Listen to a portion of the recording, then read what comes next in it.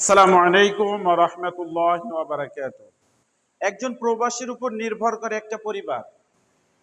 একটা পরিবারের মা, বাবা, ভাই, বোন, সন্তান এবং স্ত্রী সন্তান প্রত্যেকের সাদা স্বপ্ন, এক গাদা স্বপ্ন, এক গাদা আকাঙ্ক্ষা নিয়ে একজন প্রবাসীর তার বসবাস করতে হয়।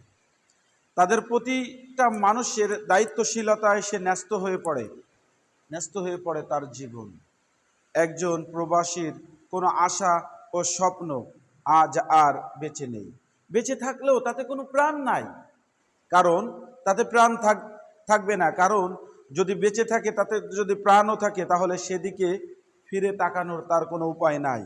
কারণ পিতার বসত বাড়ি, তার চাষের জমি সব হারিয়ে বিদেশে পাড়ি জমানো, আর আজ সেই ঋণ পরিশোধ করে পিতামাতার মুখে হাসি ফোটাতে হবে, স্ত্রী পরিবারের মুখে হাসি ফোটাতে হবে। এটা কেমন জীবন জানেন? মোমবাতি দেখেছেন? মোমবাতি যেমন নিজে জ্বলে, অনুরূপভাবে একজন প্রবাসীর জীবনটা মোমবাতির ন্যায়।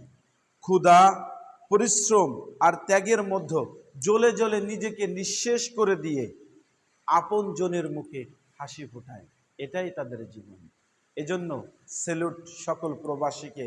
তাদের জন্য দোয়া ও বারাকাহ আল্লাহ তাদের দান করুক, যেন আল্লাহ পাক রব্বুল আলামিন তাদের সুস্থ এবং সুন্দর রেখে কঠোর পরিশ্রমের মাধ্যমে জীবনের সফলতা এবং সার্থকতা নিয়ে দেশ এবং দেশে ফিরে তার যে কাঙ্ক্ষিত লক্ষ্যে, সে যেন লক্ষ্যে পৌঁছাতে পারে। আল্লাহ সে তৌফিক দান করুন। বারাকাল্লাহু ফি হায়াত।